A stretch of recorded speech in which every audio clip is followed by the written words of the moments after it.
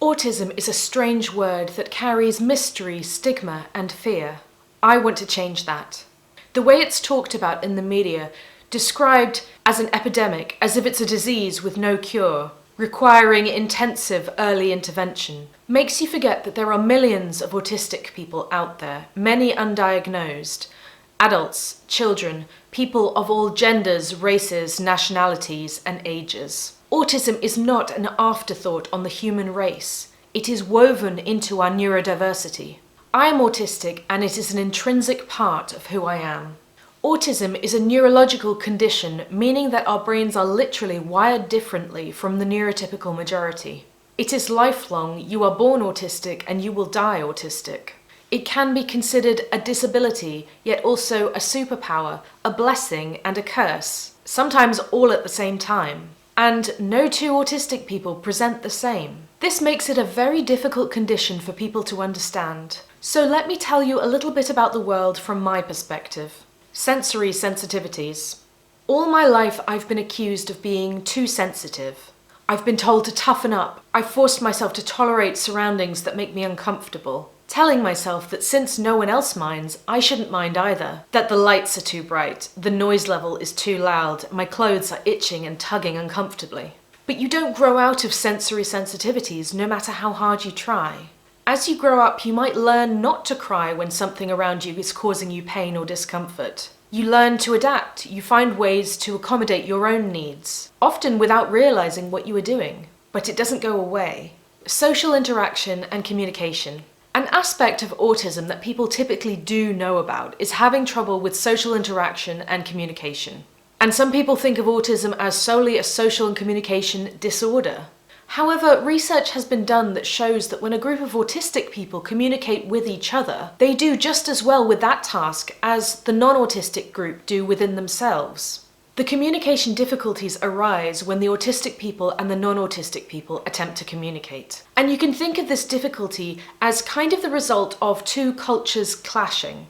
Autistic culture is direct, honest, sometimes tactlessly so, and efficient. Neurotypical culture involves complicated social dances, placing value on body language, unspoken rules, and facial expressions. These are the things that can be difficult for autistic people to understand or interpret. Remember that communication is a two-way street, and it's not up to autistic people to change to fit in with your idea of normality. Many autistic people spend a lot of energy and effort trying to keep up with social situations around them. If we are spending all this time and effort desperately trying to fit in, maybe non-autistic people should also take the time to work out the communication style that works best for us as well. And remember, teaching an autistic person to communicate more like you does not stop us being autistic. Now, it's worth mentioning here that there is a proportion of the autistic population who are non-speaking or situationally mute. Many of them use communication devices or apps to help them communicate,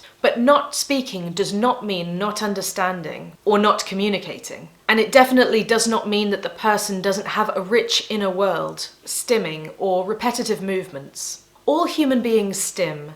Do you click your pen a lot or tap your fingers on the table? That's stimming. But autistic people stim more than average and do it to relieve anxiety or to self-regulate. Sometimes it is socially acceptable or inoffensive. Other times it can be socially inappropriate or even dangerous to the autistic person. It's really important that if an autistic person needs to stim, they should be allowed to and encouraged to.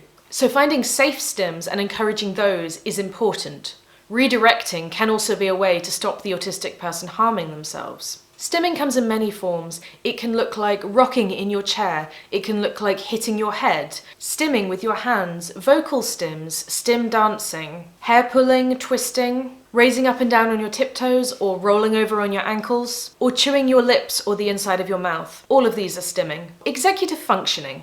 This is often left out of the discussion about autism and more commonly attributed to ADHD. But the vast majority of autistic people struggle with executive functioning tasks like planning, organizing, time management, shifting tasks, and hyperfocus. Due to these struggles, we often internalize labels about our productivity and therefore about our worth, thinking that we're lazy or stupid because we can't do things that come easily to other people. Once we're out of formal education, this can be the area that we struggle most. without the structure of school or family life to help us out. It can be very hard to live up to society's expectations when we struggle with executive functioning. Special interests. Now, these are somewhat pathologized by the medical establishment who like to comment on the appropriateness of these interests. We all know about the stereotypical autistic person who loves trains and can recite train timetables from the 1950s. But many special interests are much more normalized in subject, if not always in intensity.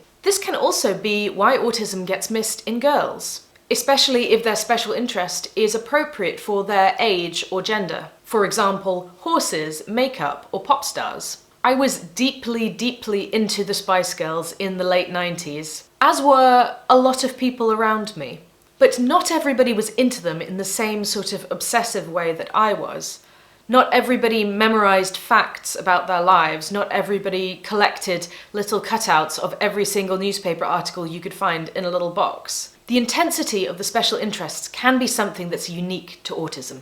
I firmly believe special interests should be encouraged. They can be extremely fulfilling for autistic people and pave the way for future careers or friendships. Even if they seem insignificant or a waste of time, an autistic person might gain a lot of pleasure and value from them. They are way more than just a hobby. That was a very quick summary of the main aspects of autism, but it really is a complicated and hard to understand condition that goes so much deeper than what I've talked about in this video. Think of the core features or the core areas that I've described creating ripples into the rest of our lives, going on to affect every area of our lives. School, university, home life, work, friendships, relationships. And this, of course, is without even starting to take into account the comorbids that often go alongside autism. These can be anything from learning disabilities, ADHD, epilepsy, hypermobility, dyslexia, dyspraxia, depression, and anxiety. Autism can be a blessing and a curse, a disability and a superpower, can be all of these things at once. But I hope now you know a little bit more about what autism actually is. Thank you so much for watching. I make weekly videos about autism and neurodiversity right here on YouTube, so please subscribe for more content and give this video a big thumbs up if you enjoyed it. This video was made for World Autism Acceptance Week 2020, so please share widely with your friends and family and on your social media accounts. If you really like this video and want to see more of my content, I have plenty, so check out all my playlists and videos all around. Just keep clicking and I'll see you next time. Bye.